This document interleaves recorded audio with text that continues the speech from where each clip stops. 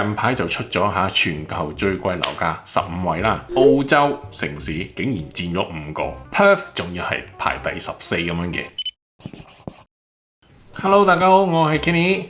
近排澳洲算係啱啱發生咗件大事啦，就係我哋嘅 Federal Government 嘅大選就啱啱完咗咁樣嘅。但係今條片啦，我就唔係同大家講政治，因為今次選舉嘅結果啦，係會直接影響到我哋喺澳洲生活嘅人嘅。不論你係 citizen 又好 PR 又好，定係留學生都好啦，都關你事嘅。咁因為今次選舉嘅結果其實牽涉到好多唔同民生嘅問題，咁所以就打算拍下呢條片，用最簡單、最直接嘅方法，就同大家講下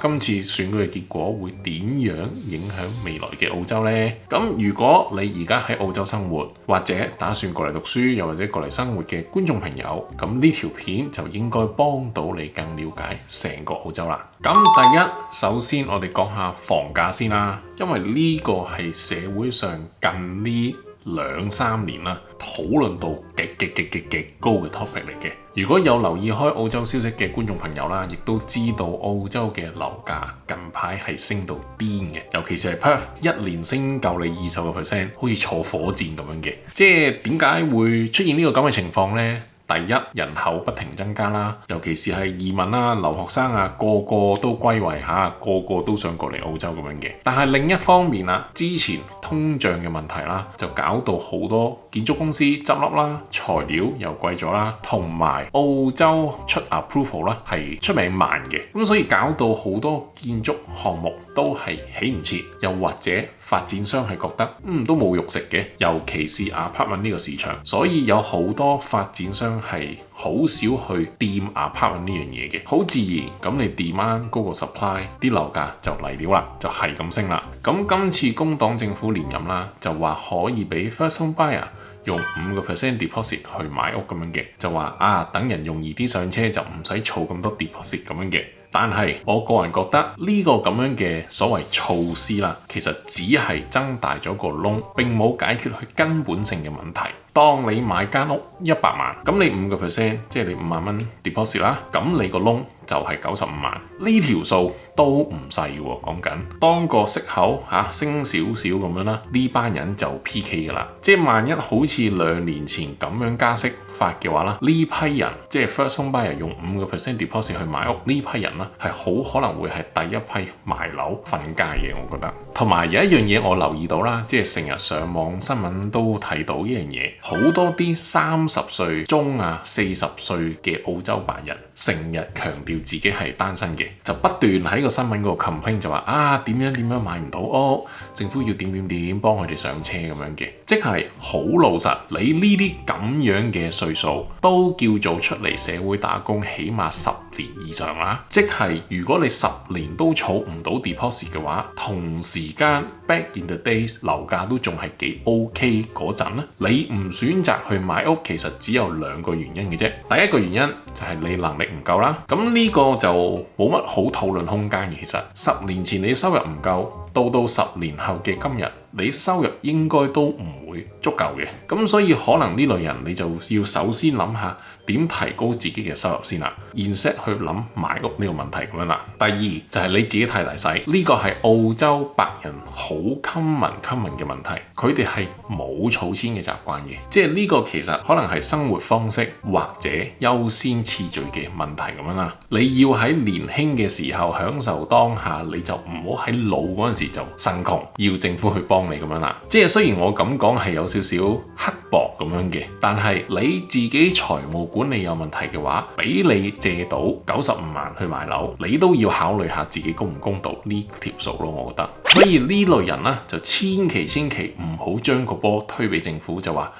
覺得自己完全冇責任咁樣嘅。Anyway 啦 ，back to the topic。咁除咗5% 呢個 first home buyer 個措施之外啦，仲有就話加快起屋批地程序咁樣嘅。但係好多人都對呢樣嘢睇得好淡，會發生嘅可能性都係好低，因為我哋根本就係唔夠建築工人，我哋根本係冇咁多人去起屋，冇咁多人去做呢樣嘢，咁所以就呢樣嘢係唔成正比嘅。咁而且而家大圍啦都係減息嘅氣氛，咁減息啦，即係啲人容易借到錢啦，咁自然又會加速房價呢個飆升嘅問題嘅。同埋最搞笑嘅係近排就出咗全球最貴樓價15位啦，澳洲城市竟然佔咗5個，Perth 仲要係排第14咁樣嘅，估唔到 Perth 嘅樓價都會有咁嘅一日，係話unaffordable 咁樣嘅。Anyway 啦，房價嚟講唔好話短期啦，中長期嚟講，我暫時都睇唔到有啲乜嘢係跌落去嘅趨勢咁樣嘅。咁第二就係留學生啦。咁老實講，我覺得留學生係今次選舉嘅受害者。點解我會咁樣講呢？咁我頭先咪講過嘅，即係人口增長導致房價升咁樣嘅。咁但係政府啦就一味就推個波落去留學生度，就話因為留學生多，所以啲樓貴、租金貴等等各樣嘢嘅。但係如果我哋睇深一層嘅話，留學生大多數只係短期居留嘅，佢哋冇 PR， 收入唔穩定，銀行係唔會批到窿俾學生去買屋咁樣嘅。當然可能會有啲學生家庭好有錢啊，俾佢哋一炮過買屋咁樣嘅。但係呢類嘅富有學生啦，數量唔多，唔足以去影響整體澳洲房價嘅，我覺得。咁而學生大部分都係租樓啊，或者 even 租房咁樣嘅，最主要都係集中喺學校附近。你可以極其量話學生推高個租金，但係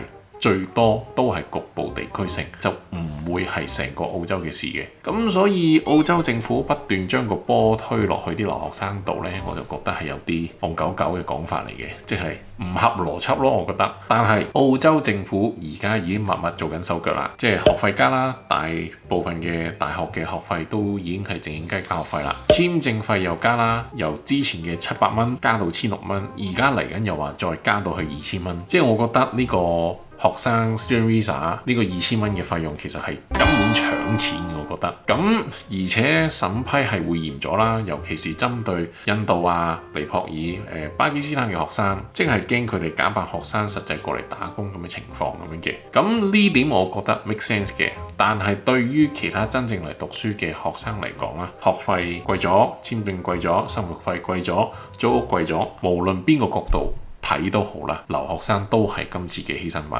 咁第三就係移民啦，好多人都想移民嚟澳洲，其實都唔係第一日嘅事，只不過呢幾年直情係可以用到人口大爆炸呢個 terms 去形容。咁澳洲政府喺2022至到2023年期間，一年單一年之間就其實批咗40幾萬人入嚟澳洲嘅，呢個數字其實係十分誇張。咁當然而家就開始話要收緊呢樣收緊嗰樣咁樣嘅。咁但係啦，今日我唔係想同大家去 go through 啲移民政策點樣改革咁樣嘅，我係想同大家睇下呢個移民一拖幾嘅現象，就係話有一個主申請人啦，就可以連埋自己嘅 partner 同埋佢哋啲未成年嘅細路仔一齊申請過嚟咁樣嘅。尤其是嚟自印度、尼泊爾同菲律賓嘅人啦，佢哋家庭觀念係幾高嘅，一生呢就生成村人過嚟噶啦。咁相反，你話啲西方國家同或者其他亞洲國家嗰啲呢，通常都係單身或者 couple， 就算帶小朋友過嚟啦，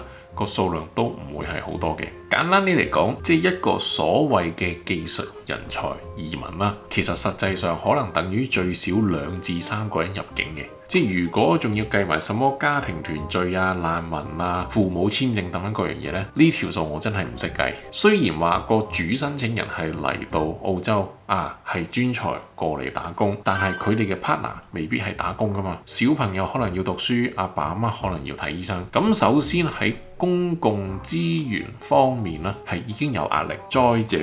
住屋需求亦都因為咁而升高，因為佢係一個人抽住成村人過嚟澳洲，唔係單身，唔係 couple， 咁所以佢哋喺揾屋方面呢，就要揾2房、3房，甚至乎更大嘅屋。咁喺呢一方面呢，佢哋就開始同本地澳洲人去搶啦。咁所以就係因為呢啲咁樣嘅一拖幾嘅現象呢，其實係間接令到好多人過嚟，但係佢哋實際唔係專才，佢哋對澳洲經濟嘅 contribution 唔係好高咁樣嘅。但係另外一個矛盾位啦，就係話澳洲嚴重缺乏人手，醫療啊、建築啊、教育啊等等各個行業基本上都係缺人手，都係話唉請人好難，要出多啲人工去搶人咁樣嘅。咁所以而家其實係一個惡性循環嚟嘅。澳洲政府要減技術移民，但係佢又唔可以完全冇人喎。咁至於呢壇嘢點搞呢？好老實，冇得點搞，除非真係落閘話要 cut 晒所有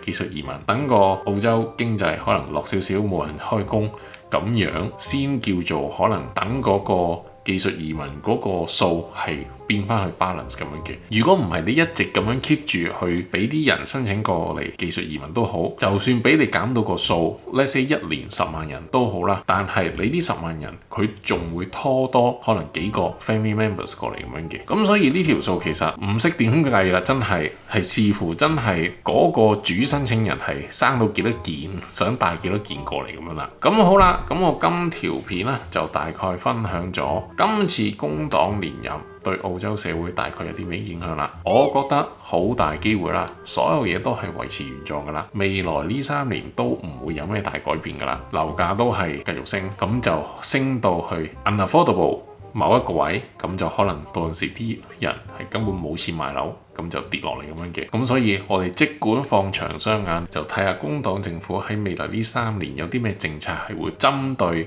移民、房價同埋留學生嘅問題咁樣啦。咁好啦，咁我今條片就嚟到呢度啦。如果大家中意我呢條片嘅話，就記得俾個 like 我 ，subscribe 埋我 channel，開埋個鐘仔。咁我哋下條片再見啦，係咁，拜拜。